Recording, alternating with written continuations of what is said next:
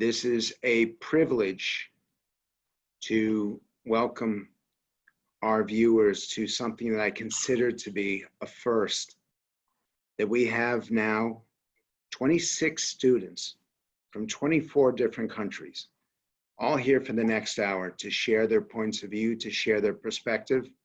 At a time when it seems like the global community is pulling itself apart, we're going to show you how students have a better approach, a better idea, and how they can find common ground. So before I tell you what's going to happen here, I want to welcome our host, I'm just a moderator, but our host for today, Poju, has a significant business background, but it's his role in philanthropy that I respect the most. A citizen of Finland, often in the UK and in the US, Poju, you live a global perspective in what you do and how you do it. But I want to give you the chance to welcome our students and to set the tone for what we're going to do for the next hour. So everybody, Poju. Thank you, Frank. Good morning, good afternoon, good evening to all of you, depending on where you are. My name is Poju Zabludowicz. As Frank said, I'm speaking from my native country, Finland. I'm the founder of an international initiative called Global Conversations, and I'm so excited to welcome you today to this unprecedented conversation that I'm co-hosting with my very close friend, Frank Luntz, a very unique personality. Frank is deeply involved in the world of public policy, but his real emphasis and commitment is about doing good wherever he is. He has helped so many people in so many countries become policy influencers, great communicators, and strong leaders. Most importantly, Frank is making the world a better place by teaching all of us to speak with honesty, integrity, and purpose. This is why I'm so glad to welcome you today. There are 26 students on our video from 22 different countries, the best and the brightest future leaders the world has to offer. And we need them, so more so now than ever. The world is suffering from a global leadership crisis. I tell every student on this video today, if we are to fix our government so that they are fully prepared to lead us into the future, which we need, it is essential for us to hear your fears, your frustrations, as well as your hopes and your dreams. That is the mission of Global Conversations. I'm proud that there are almost 200 people listening in right now to what you have to say. If we can bring together the world's top academics, CEOs, students, and people of influence, we can influence and impact our leaders to see where they have gone wrong and how best to make it right. So let's get going. Frank, what is the first question for the participants? So I had actually prepared a first question, but I want to go to Zimbabwe. And the reason why I want to go to Zimbabwe is that we might lose you during this conversation because of what's happening in your country. The fact that you have a challenge, even in getting electricity, that what we all take for granted is a big deal for you. So Stephanie, just to make sure that you get your shot to participate, can you tell us what's happening there? We all assumed that when Mugabe was replaced, things would get better. How's your life?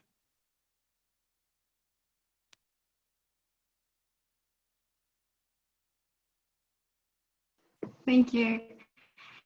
Life in Zimbabwe has been really challenging, especially since after Mugabe. After Mugabe, we thought things get better, but if anything, things have gotten a lot worse. Recently, it actually came to us that currently it's 750% inflation rate. We don't have a standard currency. We're out of using different currencies. We don't have electricity. Trying to get on this call was a bit of a mission because of the electricity problems. We have no running water, especially during a pandemic where you need water to try to prevent the spread of the coronavirus. Most people do not have access to water or food or medical facilities. And what's the prognosis? Are things going to get better, or do you think they may get even worse?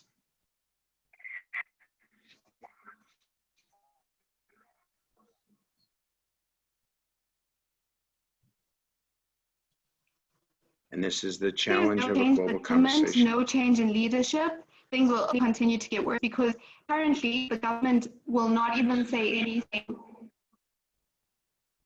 Currently, the government is no problem in the economy.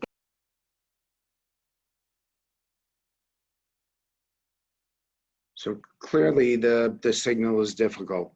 And I want to welcome all of you to this conversation.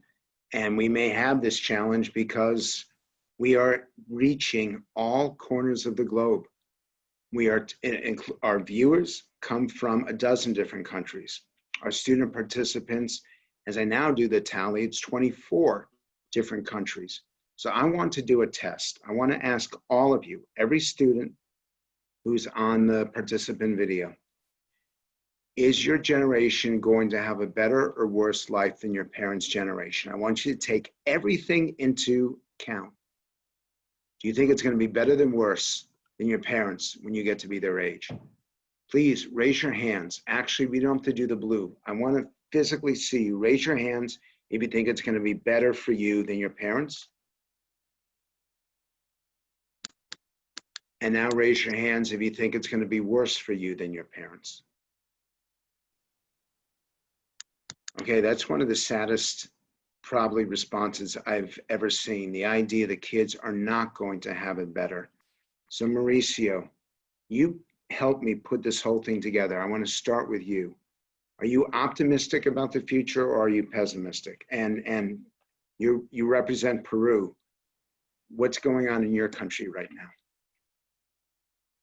Thank you, Frank. And this may come a little bit biased because I tend to be really optimistic and try to see the good in everything. I am optimistic because despite we face huge challenges, especially here in Peru, for example, with COVID, we were one of the first countries that actually decided to react and prepare ourselves and go under lockdown to avoid it becoming a crisis, yet we're 7th in the world without any system that can help prevent the spread further from COVID. But still, I think I remain optimistic because comparing to my parents' generation, they had to face terrorism in Peru here in the 80s. That led to between 69,000 to 77,000 people dead because of terrorism in the 80s.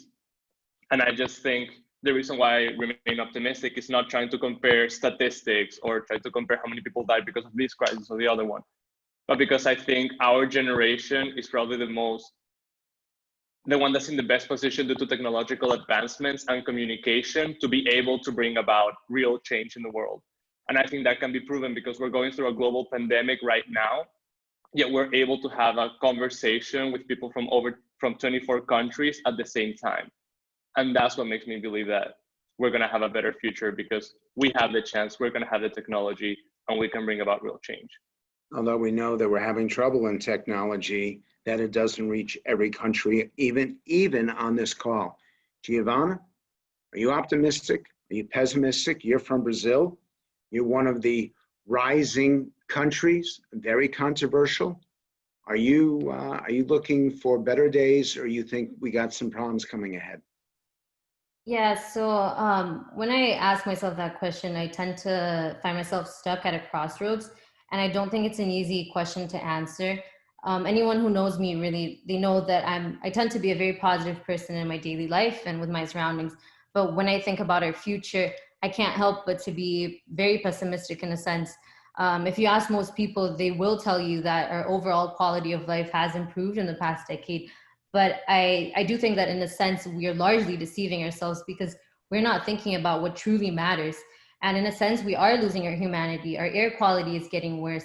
People are drifting apart and attacking each other on a regular basis. And we still have wars that are completely unnecessary. And even on social issues that we have improved in the past, we are moving at such a slow pace that it is honestly unacceptable that some people are still being unjustly impacted by who they are and how they look like.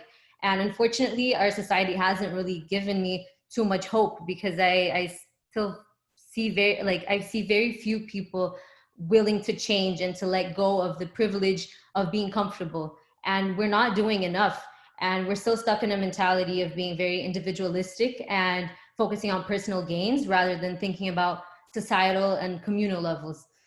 And I know that people it's important that we get our viewers to be able to ask questions of people. I apologize for interrupting, but I want to encourage them to use the Q&A or the chat.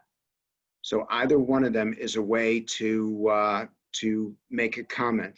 Is there anyone else who feels very strongly that you're going to be better off or worse off than your parents? Frank, Glad. if I can finish. I want to make sure that everyone, Giovanna, by the way, I know a lot of these students here, and I'm really not being mean, but I want to make sure that everyone gets in. But Giovanna, this means that Vlad won't be able to participate, but go ahead. Yeah, so I was just going to say that I know some people are going to see they're going to view what I'm saying as being too negative, but personally, I view this pessimism as something that makes me want to do more and fight harder for social and environmental justice, because I do think that we have a responsibility and it is insufficient to rely on false sense of hope. So, Vlad, you come from Ukraine. You're the reason why our president is in the mess that he's in today. Yeah. Quick comment. Yeah, so I just wanted to quickly say that I'm actually on the optimistic side of things. And I think even regardless of what the media is feeding us nowadays, which is that we're really politically and economically divided, which is true. But then again, if you look at other really important metrics, such as literacy rate and also death rate for children being born and things of that nature, we have been improving on every count over the last 10, 100, 1,000 years. So I actually think if you look to access to knowledge and these basic needs, us as a humanity has been moving forward without a doubt. Anyone else? One more? It's such a great question. Anybody? Okay, we will go on then. So what do we not understand? One of the reasons why Poju reached out and why I'm so grateful that he agreed to put this together is a fear that we don't know what's happening in your generation. I'm in my 50s. Poju's in his 60s. And we don't necessarily understand the global community. What should we know that we don't know? And actually, water, Pakistan. Give me an area or an idea that we don't understand what's happening with the youth of today. I'm going to frame this in the way that I think it goes back to this idea of our generation growing up in a time where we were the most digitally connected. We were constantly, for most of our lives at least, we were surrounded with technology one way or the other, even though that access was unequal, but technology was an integral part of our life. So I think the missing thread that I often think about is that of communication, because at least your generation, Frank, you're used to communicating ideas in the way where the complexity stays intact. Well, we're used to communicating ideas where we simplify that discourse into 140 character tweets, or we talk about 30-second TikTok videos in the way we communicate our ideas. And what that leads to is that the complex ideas, issues of our time, which is income inequality, racial inequity, or gender inequality, they just become simplified into this framework of either Black versus whites, men versus women, or people of color versus whites. And that renders away the kind of complexity and nuance that surrounds this discussion.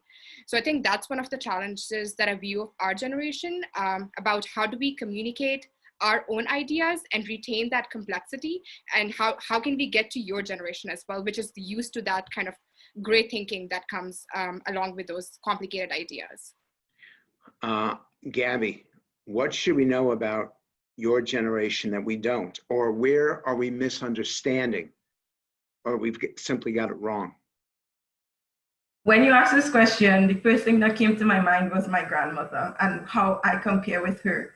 And one of the biggest challenges we have is up until 2 years ago, I was a bio student, because in Trinidad and Tobago, at 14 years old, you decide your subjects. And from there, university, everything, you continue with that path.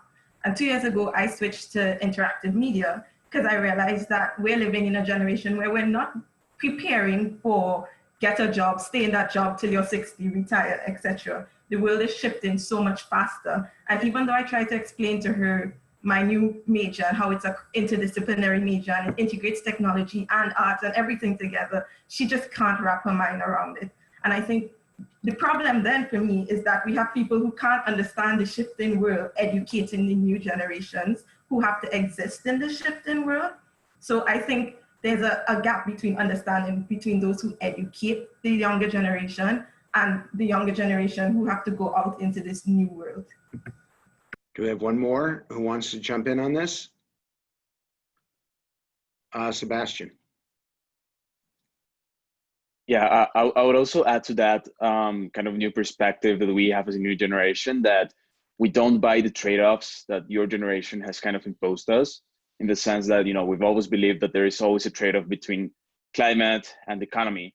And there's always this picture that, you know, if you want to have a strong economy, it has to be in detriment to environment. But that's completely false. I think that my generation, you know, thinks that there's a huge misalignment of incentives there. And it is possible, you know, to make money out of taking care of the environment through carbon taxes, through carbon capturing techniques. The alignments can be, you know, aligned in the same way. And I do think that this is something that my generation doesn't buy, like those old trade-offs that nowadays are obsolete. Okay. Can I just add on to that, to the point that Sebastian brought up? I think that even when it comes to the impact lens that our generation is really focused on, because we do want to work for companies or start our ventures through that value alignment, right? But we don't just want just companies to focus on our immediate community and give that perspective that if they're doing one good thing, then that's okay for them to compromise on something that's maybe happening in other part of the world, given the global connectivity. Because of growing up in the age of social media, I think we do care a lot more than your generation does about what's not just happening in our immediate community, but also thousands of miles away from us. And I've seen that. And many of the students that are on this call are from NYU Abu Dhabi. And it's an incredible experience. And to watch the students, and Warda, you're an example that you went back to your home country and you wanted to make a difference, and you are making a difference right now. And it is very special to see. It's remarkable. I want to ask you about education, not just at NYU, but education, universities across the globe, because you all have friends representing probably more than 100 countries. Is political correctness? A lot of these questions, I guess, are framed from the left of the spectrum. This one's framed from the right of the spectrum. Is political correctness on campus and in your societies a real problem, or is it made up? Nicholas, you're from Greece. I know you have very strong opinions on this. Explain the role of political correctness in your experience. Thank you for your question, Frank. Actually, I say that political correctness is a real problem on a liberal campus like ours, because I can speak for ourselves. And if we have to be politically correct, there are some things that we cannot discuss by definition. So I do not want to oppose my left-wing friends, but if we want intellectual diversity in our universities, we must invite and celebrate alternative points of view. So our universities were the last great shelters where we had intellectual freedom, but we have lost them, unfortunately. And I'm sorry that future students will not be able to experience this freedom that we're trying to experience. So how can I want to ask? We should take a moment to think: how can we be woke if we shut people off in the name of political correctness, right? So if we really want justice and fairness, if we want freedom and opportunities, we need to abolish political correctness from our campuses and make our universities a safe space for diverse opinions, always by being respectful, with decency and civility.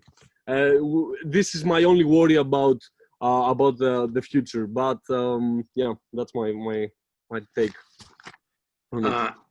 Alexander, you're from the really exotic country of Canada, but I know you've thought about this issue, political correctness. Is it real or is it just made up? Frank, I'd like to approach this question not necessarily on the topics that are being discussed, but how they're being discussed. And to do that, pull an anecdote from one of the really big lessons that I took away from studying with you in one of your courses. And that was the idea of what discussions and what debates are meaningful to engage in. When is there a meaningful result that will come from that? Because I think there is a difference between debate and argumentation versus dialogue and discussion. And I just don't like to see these loggerheads going back and forth of people who hold their views very strongly, but there's no ability to come together and find some form of middle ground, even just to listen to each other. And so in approaching this idea of political correctness, it's more about the discussions that are happening and how can you do those in a way that is listening to the other party and also reflecting on what you're thinking yourself and questioning how can their perspective at least influence my own, or how could I understand it and use that to adapt how I feel myself. So I'm going to take a response, a comment that I received, and I'm going to read it to you, and I want you guys to react. It's from Matt Driscoll, who was, until a year ago, in the Air Force, and an officer in the U.S. Air Force. And he says, our struggles in the U.S. with racism or disregard for others based on factors such as religion, ethnicity, even geographical or educational differences are, of course, only one such instance of political correctness.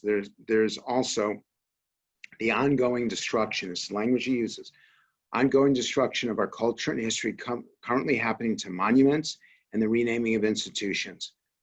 I want you to tell me about the struggles in your country or region, how you're dealing with them when you have this kind of upending of society. That it's important that America realizes, because Americans do think that it's the center of the universe, and it's not, how you're dealing with them, because this is not a uniquely American problem. Who would like to go? I can respond on that if you want. Go ahead.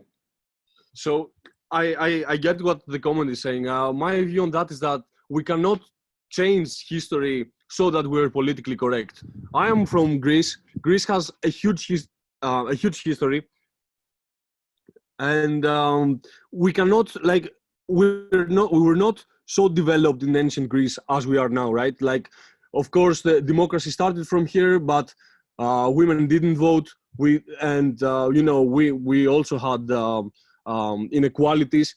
But just because the system was organized like that back in the day of ancient Greece, we cannot say today that we will destroy our monuments and we will change the names so that we're politically correct in today's standards. So that's how I see it. That's how I see political correctness evading my life and our universities when we're holding such discussions. So Liz, I'm going to you next. You were not expecting this one, but I'm going to give it to you anyway.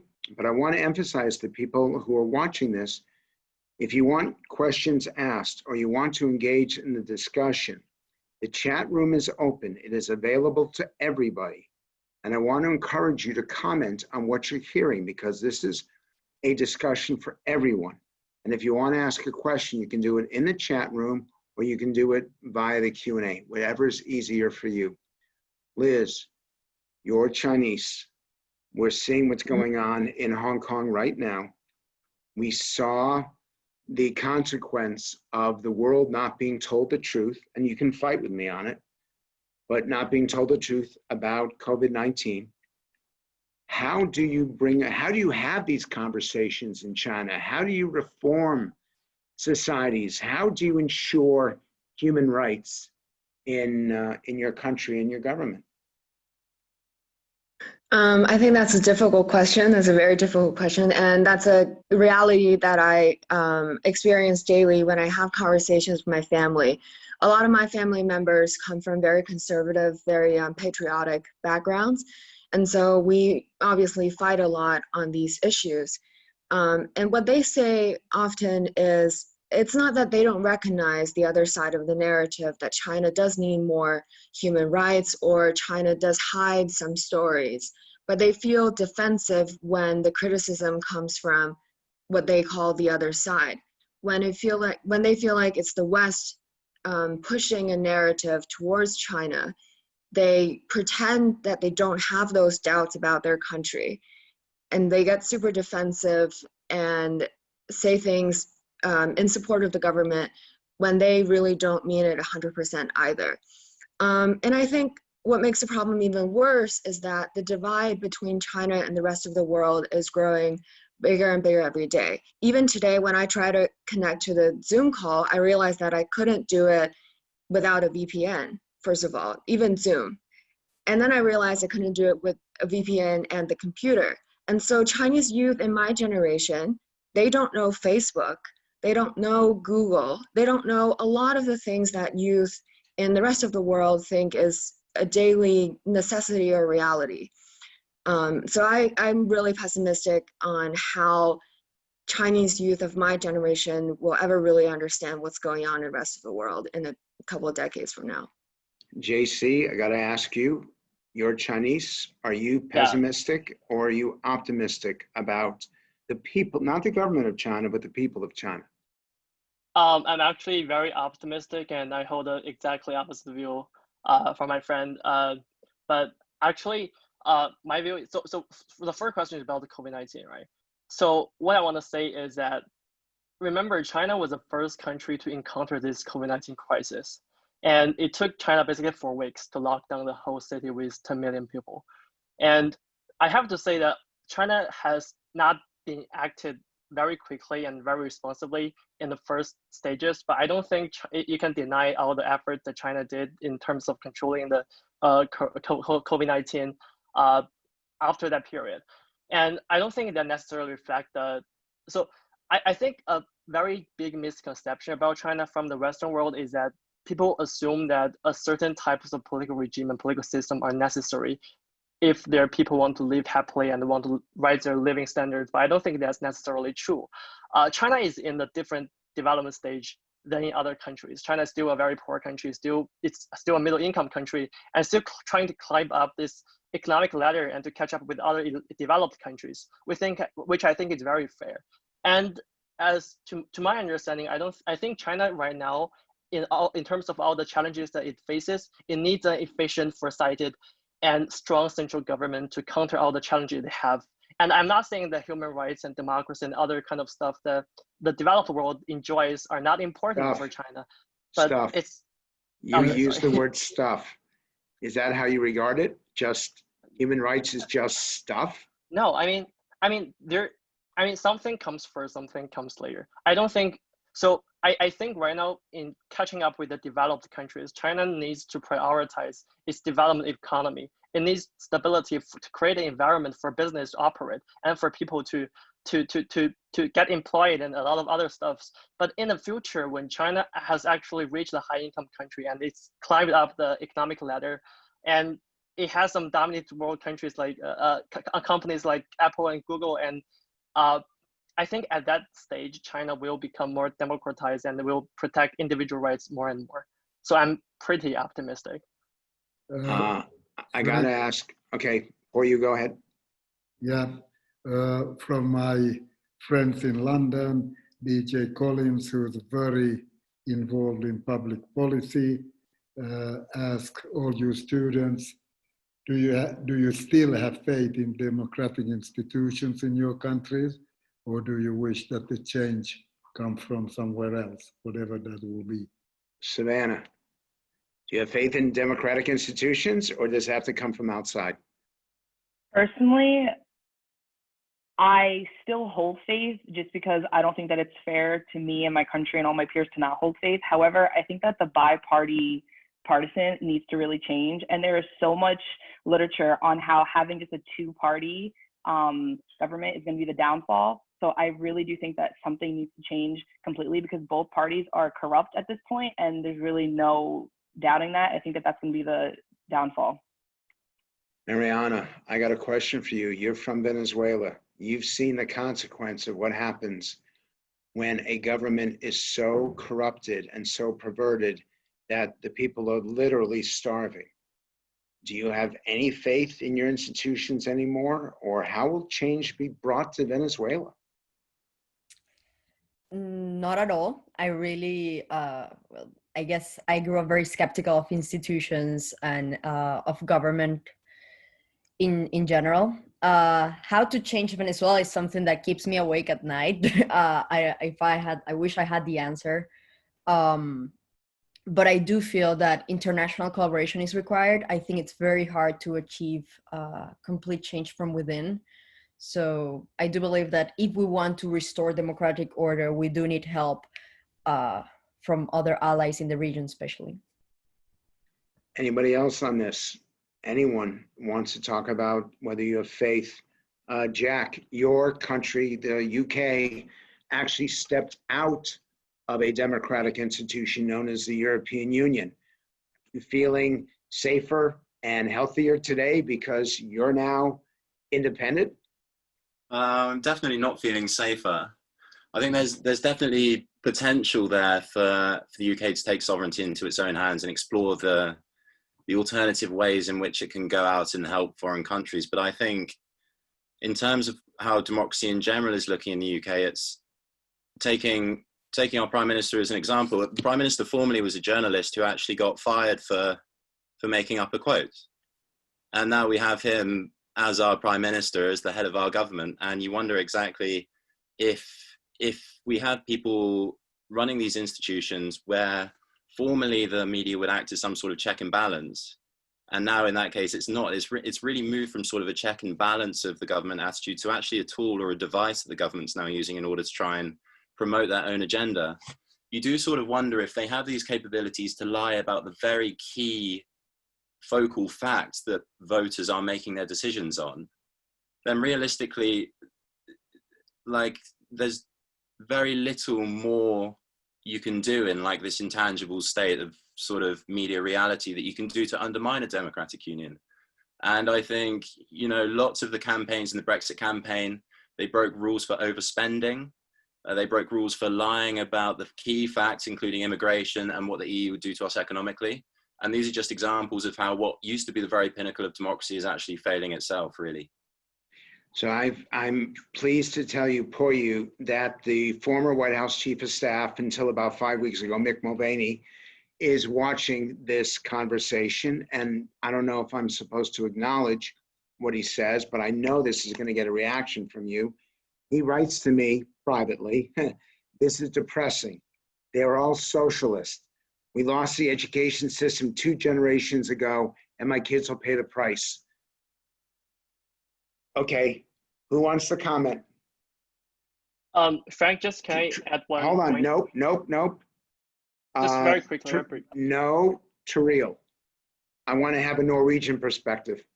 Yeah, I love that question because I guess no matter how, and Poju, you might know about this as well within Scandinavia, because no matter how far right or far left you go, at least the right, that would probably be a socialist within the US narrative. And I know there's several criticisms of how the Scandinavian countries might free ride off on the US and some of those systems. But I still think that it's not a loss. I think we're doing pretty well over here. And things are looking quite good, both in terms of education, how the future is looking, economically, also with health insurance. We don't have health insurance, it's universal. So of course, that's a discussion we could have had for a very long time. And socialism might look very different in different places. Tintier, I don't know about the politics of your country, but I'm curious for your perspective. Do you agree with the former chief of staff that this is just a group of socialists and that we've lost the education system forever? I mean, coming from my country where, you know, when you talk about education that already targets less than 10% of the population, like where are you getting at with such a question? I mean, because we have a situation where in certain places, what we call as that educational system that is failing does not even exist or isn't accessible to even, you know, most people in the first place. So I'm really wondering what's the focus here? Like where I come from, the focus isn't about is that educational system failing people or not. It's more about getting that to people in the first place, because that's something that many people don't have right now. And in a place like Burkina Faso that barely gets, you know, featured in the news, and we're struggling with terrorism as well because we share a border with places like Mali and Niger that are very, you know, badly affected from conflicts coming from places like Libya. And that's already, you know, slowing down the entire system. On top of that, again, you talk about things like access to water and then the effects of COVID-19 that are hitting people. And, you know, it's an entire mess. So what's the focus is what I'm gonna, you know, ask, because where I come from, we don't talk about like a failing educational system. Let's get education to the people first. So I want to do a little bit of international here. Poju, go ahead. Yeah, I want to tell Tyrell, these 3-4 months of COVID, I think has emphasized Scandinavia a lot. And we're not so socialist, and socialist is not a bad word here. And the world should learn from Scandinavia that socialism has to do with satisfaction also. And happiness and satisfaction of people is as important as wealth and other things. And I think Tyrell was referring to that too. Well, I would just say, if you give me spaghetti bolognese, I don't care what government you have, I will be happy. That's all I need. So I want to throw out another international issue for you all, which is Israel's now talking about annexation. I want to ask you guys, and I particularly want to, and Abdallah, I saw you start to shake your head, and Sohail and Salma, who is a greater threat to stability and safety and even peace, Iran or Israel? Any one of you guys. And there is no right or wrong answer. I want to know what you all think. Go ahead, Abdallah. So I guess in order to keep this short, we can speak about stability in the Middle East. And I think, you know, it's pretty clear that both have kind of posed a difficulty for the maintenance of stability. Iran with maybe the funding of, you know, some extremist groups like Hezbollah or the Houthi rebels, and Israel with decisions to annex places in Palestine and, you know, very recently the Golan Heights. Whereas both kind of cause a threat, I think, in my opinion at least, Israel is the more threatening to stability. And the reason for that is because it's just a more effective country in terms of its economic power.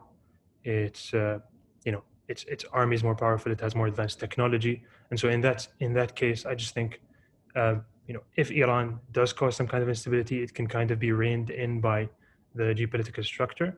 But if Israel decides to create instability, it's very difficult because the big elephant in the room is it's backed by, you know, the USA, the Western superpower. And if the USA sees that there can be something to gain from creating instability in the Middle East, maybe in something like a weapons deal, then it's going to see that Israel tries to help it in achieving that aim. Yeah, Sama, who's a greater threat to safety, stability, and peace in the Middle East, Iran or Israel? I think, like Abdullah said, I believe it's Israel. Yes, Iran is a threat when it comes to terrorism in the Middle East, but Israel, like Abdullah said, has the upper hand in the Middle East region. And I believe it's not only one entity. Israel is a representative of all the Western powers that also like fund it and support it. So it is a bigger threat because it's very powerful. And I guess the Middle East for like back in time was the only region where all the Arab countries could actually unite and could create a big powerful entity. And then I feel like Israel was just this one, you know, like virus that stopped us from being able to proceed with that like plan. So I think it is a big threat and it keeps threatening us. So Hale, you have relatives that are in Iran now, and I know that they have had a very tough time with the current government. But who's a greater threat, Iran or Israel? I think whenever I talk about Iran, so a lot of my extended family in Iran are imprisoned for their religious beliefs since, not just since this government, but even prior to this government, because we are Baha'i and the largest religious minority in Iran. But I still think, regardless of that, there is a very big difference when you have a country like Iran who is struggling in itself, and a lot of its acts are cannot be equally compared to that of Israel, for example, which has so much funding. And I think when you talk about threat, you're not only talking about words, but also if a country can follow through to its actions. Iran can claim that it wants to arrest Trump, but that is not going to happen. Iran doesn't have that power with or without the help of Interpol.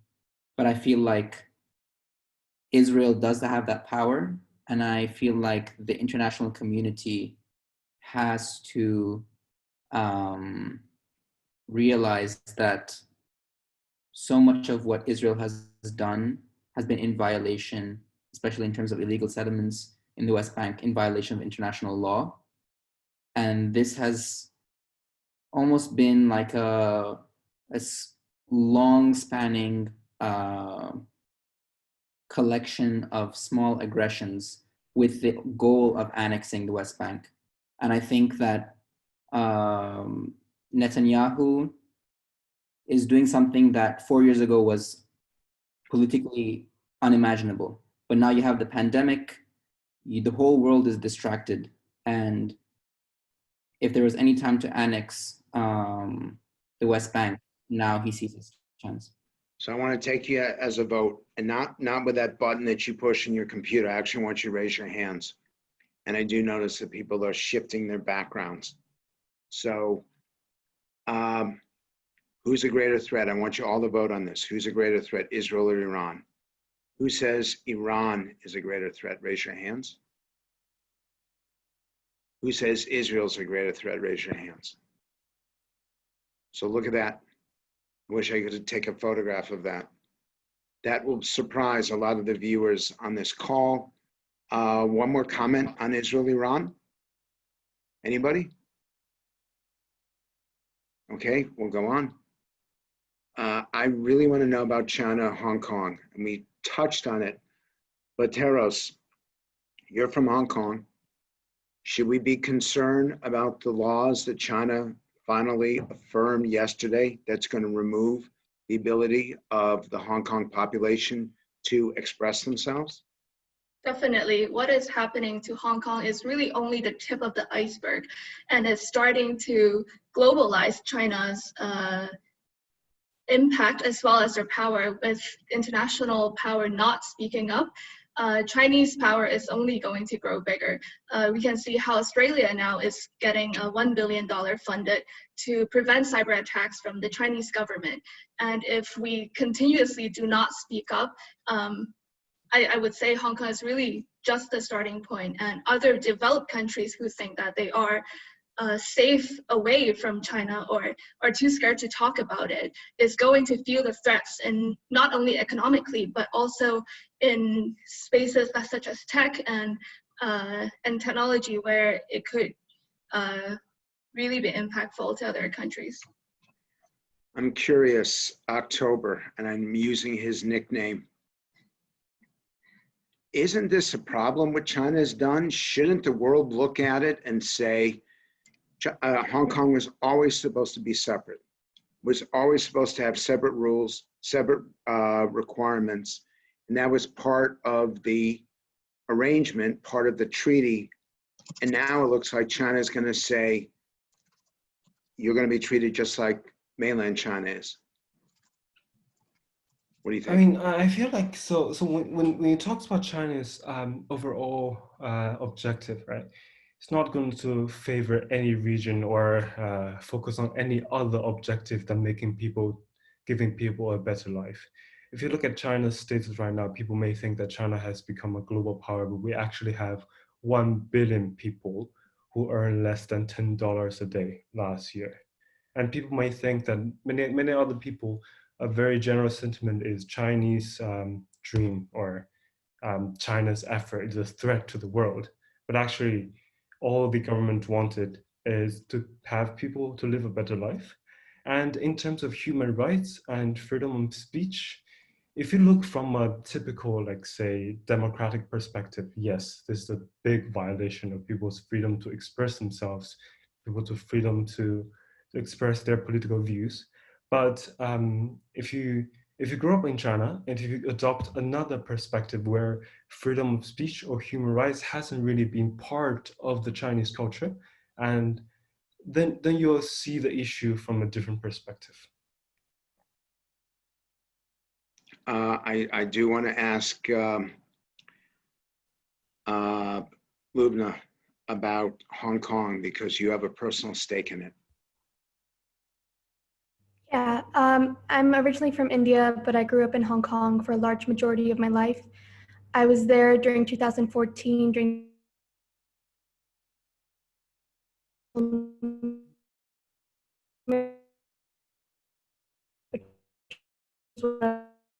the first how to summarize this all so quickly, but there have just been increasing human rights violations. We see this with people going missing in Hong Kong. We see these with protesters being arrested in Hong Kong. We see this with incredible violations of laws being passed without us Hong Kongers even knowing about the transparency of what's included in these laws or bills. And so there's a deep frustration from the Hong Kong community towards China right now, the Chinese government in particular. And do you think it's going to resolve itself in a way that's good for the people of Hong Kong, or do you think they're going to suffer? I think they're going to suffer. I think 100% Hong Kong is going to suffer. It's a fight against such a large nation, such a powerful nation, of course, militarily, economically, geographically. Of course, a small Hong Kong will suffer, but I think we hold up a pretty good fight. I'm going to do something that only you can do in Washington, D.C. I'm going to put on the United States Senator from North Carolina. And I'm not going anywhere. I'm still here. Hi, everybody. But this is Tom Tillis. And this is his office. So you've got about 150 people watching this, about 225 people signed up for it. These are 27 students from 24 different countries. And I want you to do something for me. If you like Donald Trump, I'm going to ask you, do you like or dislike Donald Trump? And then I'm going to get the senator to respond to it just for a minute. By the way, this was not scripted. I was just coming in to check on my buddy. He's in my conference room. So how many of you on this call like Donald Trump? Raise your hands. How many of you dislike Donald Trump? Raise your hands. Okay, this is global. This is the world here. What's your reaction? I think if you take a look at the times, there are reasons to question the way that the president is leading in a time of crisis. You almost have to look at it, I think, through several different lenses. Certain policies, I agree with the president. I happen to be one of only a handful of Republicans who have publicly disagreed with the president over the course of his tenure. I've been here for 5.5 years, he for 3.5 years, and I think that leadership and style and tone matter. I think in some cases, the lack of that, particularly in tone and empathy, erodes a case for certain policies that he stands for. And I think that that's going to be a key component in the election this year. I'm going to ask you guys, I'm going to just call on about 6 of you, and I'm going to replace this, even though this is his office, I'm going to replace him from this chair, I hope. I've got a question for all of you. Okay. How many of you like facial covering? How many of you are wearing it regularly no matter where you go? Good. Do more. Because to be honest with you, a part of what we need to do is get everybody else to recognize that that is something that's critical, that our doctors and nurses like my daughter are asking you to do. And you all represent a portion of the population that actually does it the least. So help us, help everybody else by just saying, it's really not that hard to do. It's saving lives, and it's going to get us to a better place, particularly for your futures. I've been kind of jihadi on this from the beginning. I believed in wearing it from the first day that the scientists told us to. And you should be telling all your friends it's being absolutely irresponsible and disrespectful to do otherwise. So that's all the preaching. I'll let you go back to the expert. Take care.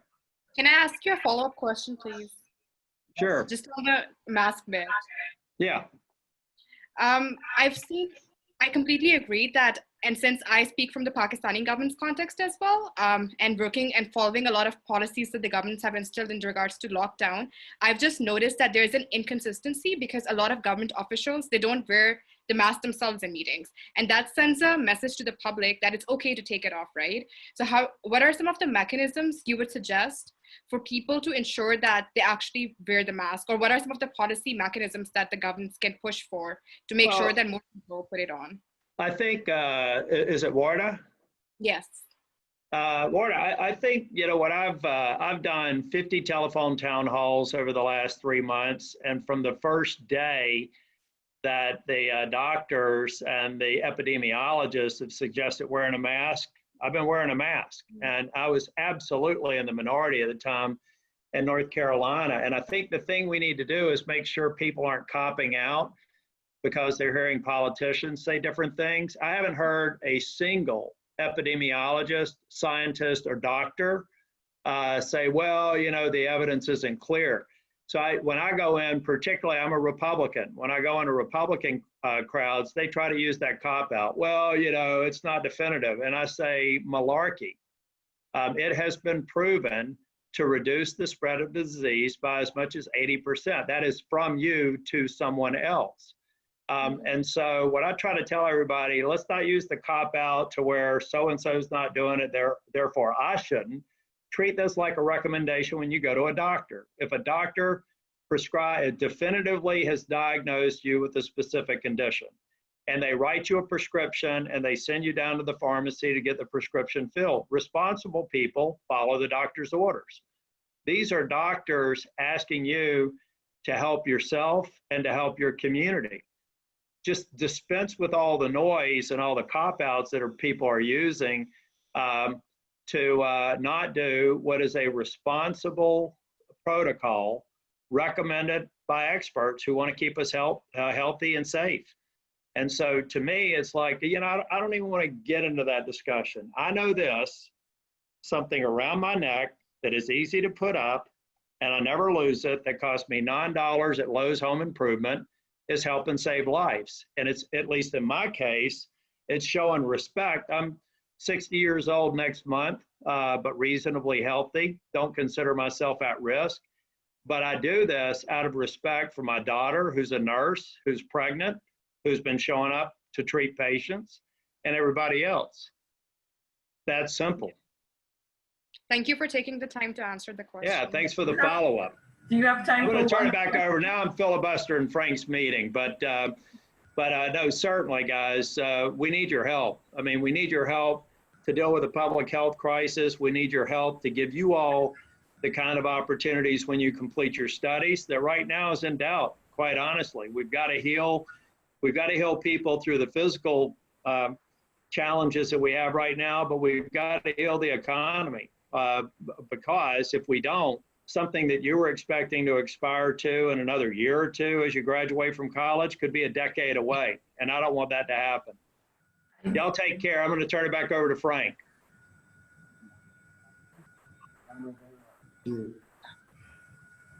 Thank you, Senator. Rivera is the coach of the Washington Redskins. Previously, he was the coach of Senator Tillis's team. And we still love you down in North Carolina. So I want to ask you, as a way to start to move, what is the thing that keeps you awake? And I'm going to open this up to anybody, but particularly those who are not spoken. What keeps you awake at night? What is your greatest fear? What's your greatest concern? What are you angriest about? Any of you. What keeps you up at night? Gaurav.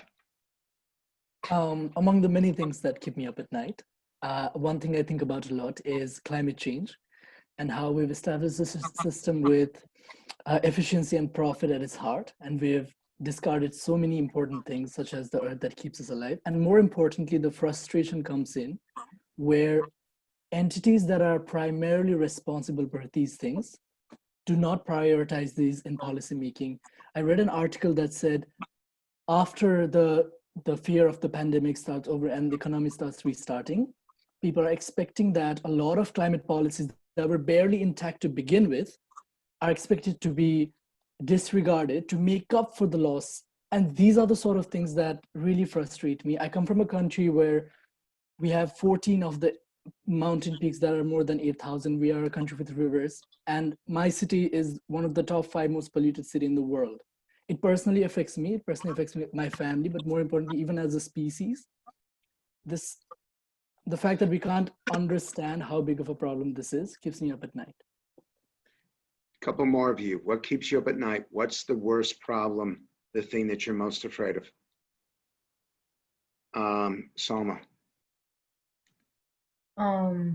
Something that keeps me up recently at night is the fact that I feel like people have a problem understanding each other.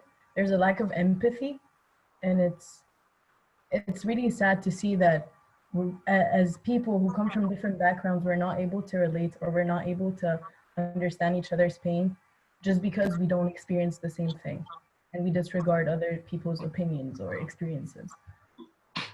Freedom, yeah. What keeps you up at night? What's your greatest concern? I think one of the things that keeps me up at night, amongst many other things, is just the calls to return to normalcy. I think one of the people from the Addams family said it best. Normal is an illusion, and normal is for the spider what chaos is for the fly. And so I think amidst 2 health crises, racism and COVID-19, I think that the returns, I think all of us in this call, from all these prestigious universities, or at least pricey ones, can understand that we're all far too innovative and far too intellectual to want to return to a system that was broken. You talk about the trust in our public institutions. I think we're seeing the health disparities with COVID-19, particularly in Black and brown communities, where they don't make up the majority of their state's population, but make up the majority of the cases. The light that shines on the health inequalities in our country, or with racism. These aren't new problems. The lack of affordability across the United States is something that, again, that has been reoccurring. So I think that Viola Davis said it recently in a commercial. She says that there's cracks in everything for a reason so that light can shine through. And I think we need to definitely make sure that our actions meet the magnitude that this moment deserves. Andrea, I want to ask you a slightly different question. If you had a chance to communicate to the global leadership right now, which you actually do, we're going to have to end this call in the next 3 or 4 minutes, what would you tell them? If you could put them in a room around a table just like this, and the center was listening to a little bit of this, I'm giving you the freedom now. Tell them what they should know. Well, thank you, Frank. It's a very, very important question. And connecting to what Salma just said right now, it's not only the lack of empathy, it's the polarization that's dividing politics, especially in these days. And I think that it's problematic when a person is called racist just because that person stands up and says, I do not agree with the Black Lives Matter movement. It's not being racist. It's going against a political proposal of an organization, and we should be able to interact with each other and understand each other. We all agree that the George Floyd incident was a terrible thing and it should never have happened. But the polarization is dividing us so much that we are not able to discuss with certain organizations, with certain people because of that. And so I would tell our leaders to try and give the example and actually speak to each other in a civilized manner and lead us in a less polarized world, because that's the solution to many of the problems we spoke about today, finding a common ground. And we won't do that by rioting, we would do that with violence, and we will not do that by calling each other racist just because we don't agree with one policy of someone. It gives me the idea that somebody called you a racist at some point. Nor, if you could give one piece of advice, what would it be? Actually, I'd raise a question because at least in the context where I come from, a lot of times when I hear about people speaking about future leaders, it's with the ambition or the aspiration to make change. And a lot of this change is external change. They want to see change happening around them and they want to be the pioneers of that change. So I guess the question that I ask is, are the leaders of today open to internal change as much as they're open to external change? And if not, I wonder why not, because I think that's especially important. That's excellent. And what's your answer? Do you think that we're going to get the change that the world wants? It is not just the US that has been up in arms. It's not just the US that have challenged the statutes and challenged the history and challenged the way things are. The status quo is under attack all across the globe. The question is, will it succeed? Savannah? I was thinking more so on the question that you asked prior. Is that all right, about what keeps me up all night? I have a real issue with the privilege that I know that I have from being in the USA. And I talk about racism a lot. I talk about the Black Lives Matter movement a lot. And people always say that it's different from being in the USA, and I have privilege. I think that one thing that the leaders need to understand, that people don't understand, is that we have privilege based on the wrongs of our history. There's so much privilege that I have that bothers me at night, that it's based off of wrongs that the people in the leadership have done in the past. And in regards to riots and violence and all that stuff that's going on, you need to just look into history, you know? And I just think that that's something that bothers me, is that we're sitting here talking about what we're doing now versus looking at all the wrongs that was done before. Doctor, do you mind if I participate there? Go ahead. Yeah, I think, I believe his name was Andrea from Italy. I think that I think the first thing in all that we discuss, I think the first part is to listen. The second part is to understand, and the third part is to meet that middle ground. But I don't think that I'm able to meet that middle ground if I have to continuously convince you of my humanity. George Floyd, there are many of George Floyds before there was George Floyd's. And, you know, we aren't saying Black Lives Matter as an organization. We're saying Black Lives Matter because it's not reflected in our policy. All lives matter is completely fine, but unfortunately, Black and brown lives are not given the same privilege or the same consideration. So I'm all for meeting with the middle ground. I think to achieve anything, especially at the bureaucratic level of the United States government, I think you have to start off with truth. And I don't think that his assessment was fair in that, and I'll keep this short. You have to, because there's one more person, there's only one person who's not spoken. Yes. So Freedom, you're now responsible for not letting somebody on. I'm so sorry, but I think it's incredibly important, especially as a Black male in the United States, in the Southern United States. Does that give you the right to cut somebody else off? No, for sure, but I think this is something that certainly has to be addressed, which I don't think is being afforded at the same time. So that's going to deny somebody the chance to speak. You're going to do that, really? Allow me to be brief will allow someone else the opportunity to speak. Jesus, you're going to have the last comment here. Make it good, because then we got to give it to Poju to close this up. Right. I actually do agree that we should get rid of that us versus them mentality. I think it's a recurring topic that we have seen across everyone talking with Iran, Israel, with any region that we think about that us versus them mentality. We should definitely get rid of it. In regards to the Black Lives Matter, I think there's opinions that we should all value from both sides, and maybe we should come to a middle point, especially with the defund the police. I think it's possible for the police to work together with Black Lives Matter reformists to help, have community programs like they did at my high school, Vervin Day, where they actually had police officers come and play with members of the community there in Watts. And that way, the members of the community were able to see that there was more to a police officer than the badge. Underneath the badge, there's a heart. And the police officers, likewise, were able to see within the community that there's more to them than that skin color. There's more to them than their preconceived notions. And they were able to see, the life and humanity within them. Okay, Poju, I promise to end this on time. We're already 8 minutes over. Do you have a final thought for everybody? Thank you very much. Thank you. You were all lovely. You were also very controversial, depending on where you stand, where one stands in their opinions, but you were so interesting and you were so engaged. Your statements came from your minds and from your hearts, and that makes it so engaging and so interesting. You say, will governments change? Will people change? If you and the likes of you and your co-students and your friends will keep doing what you did during this hour and 8 minutes, more and more every day long, change will come. Be sure that change will come because people will know that you are the future. Thank you, Frank, for this session. I think it was so interesting. Enjoyed very much doing it with you. Thank you. And I love the web chat, the Zoom webinar chat, the conversations going back and forth. It's been as good as the verbal. I know that we got a lot of people on here. Freedom, I know you're going to kill me because you and I are going to talk after this is done. Go ahead. I'm getting yelled at by someone who I do not know who said I cut you off.